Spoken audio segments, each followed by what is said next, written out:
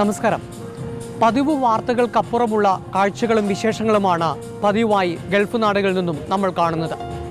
അതുകൊണ്ട് തന്നെയാണ് ഗൾഫ് നാടുകളിലെ കഥകൾക്ക് ഇത്രയേറെ ആളുകൾ കൂടുന്നതും. അതുകൊണ്ട് തന്നെ ഇത്തവണയും അത്തരത്തിൽ ചില വാർത്തകൾ ഉൾക്കൊള്ളിച്ചാണ് അറേബ്യൻ സ്റ്റോറീസ് ഒരുക്കിയിട്ടുള്ളത്. എല്ലാവർക്കും അറബ് നാടിൻ്റെ മണവും രുചിയുമുള്ള കഥകളിലേക്ക് സ്വാഗതം.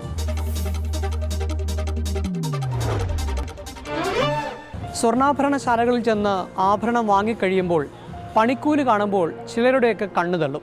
എന്നാൽ ഈ സ്വർണ്ണാഭരണത്തിന് പിന്നിലെ അധ്വാനത്തിൻ്റെ കഥ നിങ്ങളും അറിയണം. പണ്ടത്തെ പോലെ സ്വർണ്ണപ്പണിക്കാരുടെ പണിയൊന്നുമല്ല ഇന്നത്തെ കാലത്ത്. അത്യാധുനിക യന്ത്രങ്ങളുടെ സഹായത്തോടെ അതോടൊപ്പം തന്നെ മനുഷ്യൻ്റെ സഹായവും ഒത്തുചേർന്നാണ് ആഭരണങ്ങൾ പുറത്തേക്കെത്തുന്നത്. മലബാർ ഗോൾഡ് ആൻഡ് ഡയമണ്ട്സിൻ്റെ ഷാർജയിലെ 2 ഫാക്ടറികൾ ഞങ്ങൾ കഴിഞ്ഞ ദിവസം കാണാൻ പോയി. ഒരു സ്വർണ്ണക്കട്ടിയിൽ നിന്നും ജ്വല്ലറിയിലെത്തുന്ന ഒരു ആഭരണത്തിലേക്ക് എങ്ങനെയാണ് യാത്ര എന്ന് നമുക്കൊന്ന് കണ്ടു നോക്കാം.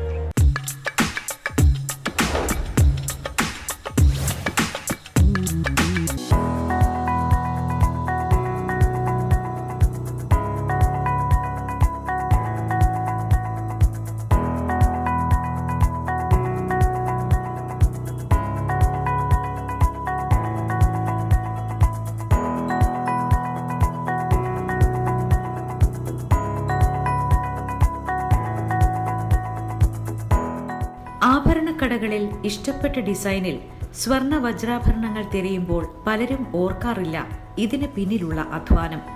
കൈകൾ മുതൽ യന്ത്രങ്ങൾ വരെ പണിയെടുത്താണ് മനോഹരമായ രൂപഭംഗിയിൽ ആഭരണങ്ങൾ നമ്മുടെ കയ്യിലെത്തുന്നത്. പണിക്കൂലിക്കും പണിക്കുറവിനും വിലപേശുമ്പോൾ ഓരോ ആഭരണവും നിർമ്മിക്കപ്പെടുന്നതിന്റെ ബുദ്ധിമുട്ടുകൾ നാം കാണണം, അറിയണം. യുഎഇയിലെ ആഭരണ നിർമ്മാതാക്കളിൽ മലയാളി സംരംഭകരിൽ മുൻനിരയിലാണ് മലബാർ ഗോൾഡ് ആൻഡ് ഡയമണ്ട്സ്.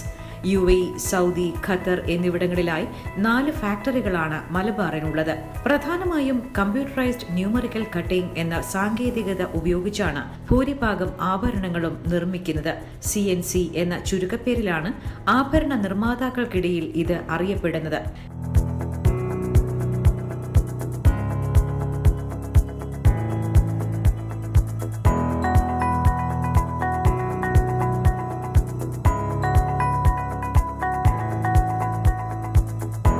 ഇനി സ്വർണ്ണാഭരണ നിർമ്മാണ ഘട്ടങ്ങൾ പരിചയപ്പെടാം.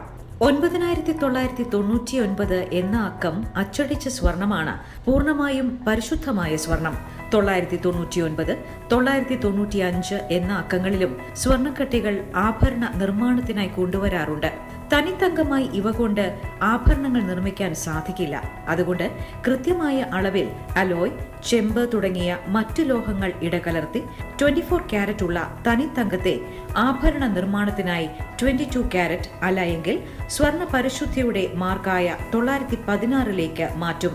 മാറ്റു കുറയാതിരിക്കാൻ സ്വർണം ഉരുക്കുമ്പോൾ 917ആയാണ് സ്വർണം വൈദ്യുതിയുടെ ചൂടിൽ ഉരുക്കിയെടുക്കുന്നത്. 1100 ഡിഗ്രി ചൂടിലാണ് സ്വർണം ഉരുക്കുന്നത്.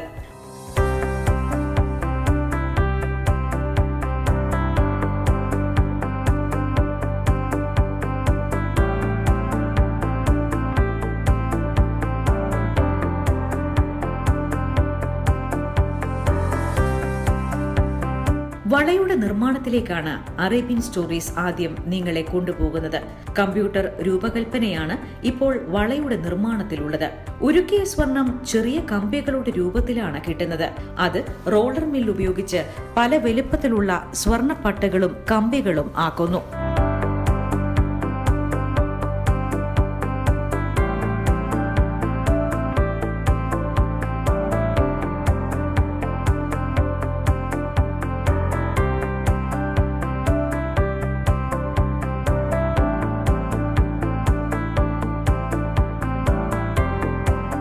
ഇത് സ്വർണ്ണപ്പണിക്കാരുടെ മേശമേൽ എത്തിക്കഴിഞ്ഞാലാണ് വളയുടെ പണി ആരംഭിക്കുക.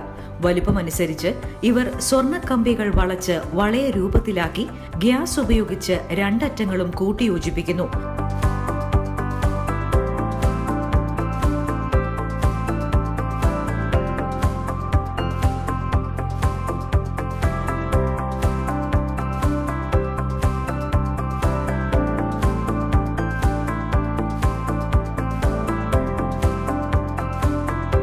പിന്നീട് കാർബൈഡ് ടൂൾ, ഡയമണ്ട് ടൂൾ എന്നിവ ഉപയോഗിച്ച് വളയിൽ പലതരത്തിലുള്ള രൂപഭംഗികൾ തീർക്കുന്നു.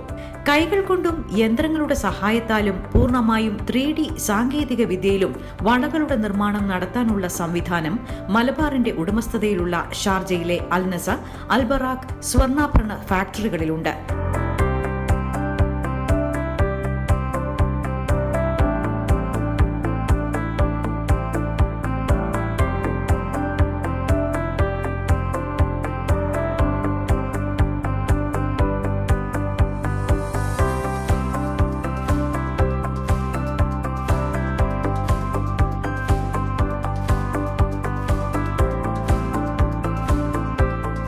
ബംഗ്ലാദേശികളും മലയാളികളുമാണ് ഇവിടെ സ്വർണ്ണപ്പണിക്കാരായുള്ളത്. വളകളുടെ നിർമ്മാണത്തിൽ രസകരമായ ഒരു കാഴ്ചയുണ്ട്. വളകളുടെ ഭാഗങ്ങൾ കമ്പ്യൂട്ടർ ചിത്രങ്ങളിലേതുപോലെ മെഴുകിൽ നിർമ്മിച്ചെടുക്കും. ഇതൊരു ചെടിയുടെ തണ്ട് പോലെ ക്രമീകരിക്കും. എന്നിട്ട് ഇതിലേക്ക് സ്വർണം ഉരുക്കി ഒഴിക്കും.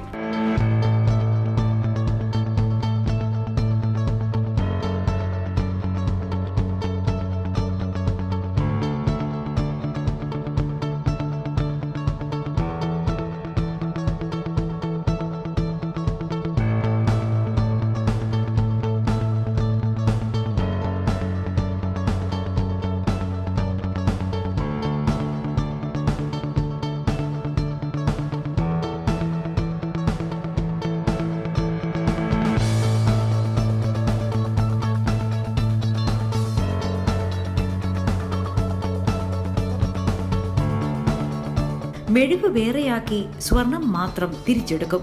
ചെറിയ കട്ടറുകൾ കൊണ്ട് കൈകൊണ്ട് ഇവരെ കട്ട് ചെയ്തെടുത്താണ് കൂട്ടിയോജിപ്പിച്ച് പണിയാൻ മേശമേലെത്തിക്കുന്നത്.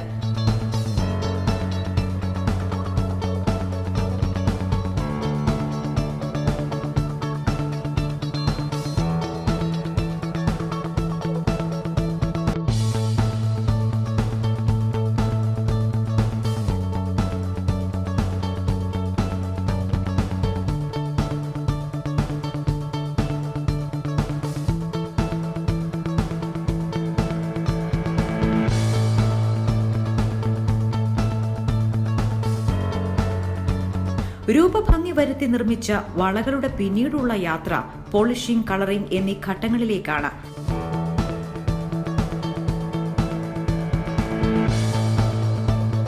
ഇലക്ട്രോപ്ലേറ്റിംഗ് സാങ്കേതികതയും മിനുക്ക് പണികൾക്കായി ഇവർ ഉപയോഗിക്കുന്നുണ്ട്.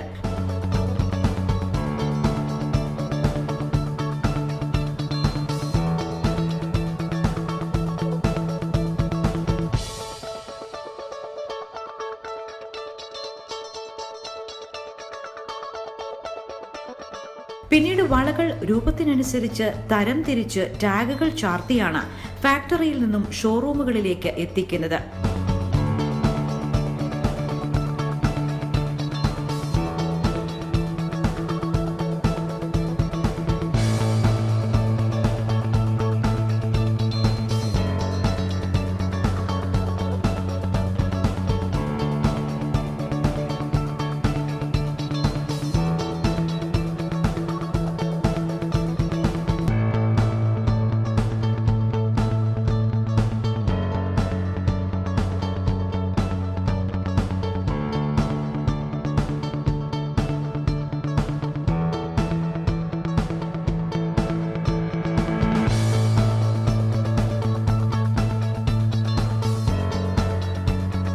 വളകളുമായി താരതമ്യം ചെയ്യുമ്പോൾ മാലകളുടെയും മോതിരങ്ങളുടെയും പണിയാണ് കൂടുതൽ ബുദ്ധിമുട്ടുള്ളത്.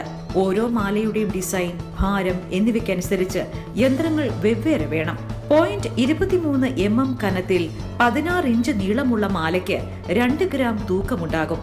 ഇറ്റാലിയൻ നിർമ്മിത യന്ത്രങ്ങളാണ് മാല നിർമ്മാണത്തിന് ഉപയോഗിക്കുന്നത്.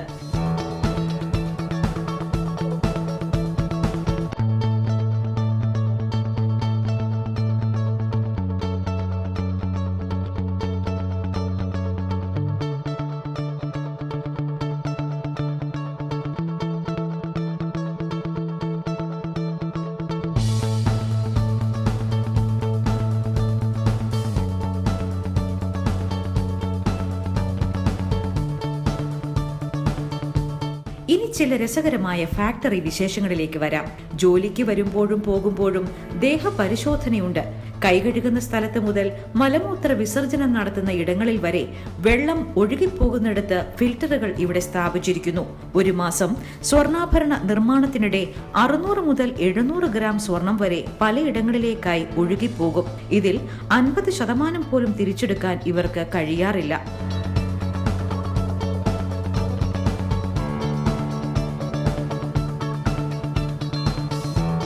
ദിവസേന 5 കിലോയുടെ സ്വർണമാണ് ആഭരണങ്ങളായി മാറുന്നത്.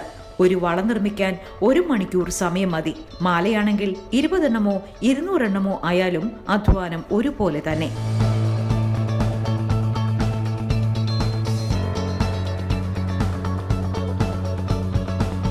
കഴിഞ്ഞ വർഷത്തെ ദുബായ് ഷോപ്പിംഗ് ഫെസ്റ്റിവലിൽ ഏറ്റവും വലിയ മാലയുണ്ടാക്കി ദുബായ് ഗിന്നസ് റെക്കോർഡ് സ്വന്തമാക്കിയിരുന്നു. ഈ കൂറ്റൻ മാല ഉണ്ടാക്കിയത് മലബാർ ഗോൾഡ് ആൻഡ് ഡയമണ്ട്സിന്റെ ഷാർജ ഫാക്ടറിയിലായിരുന്നു.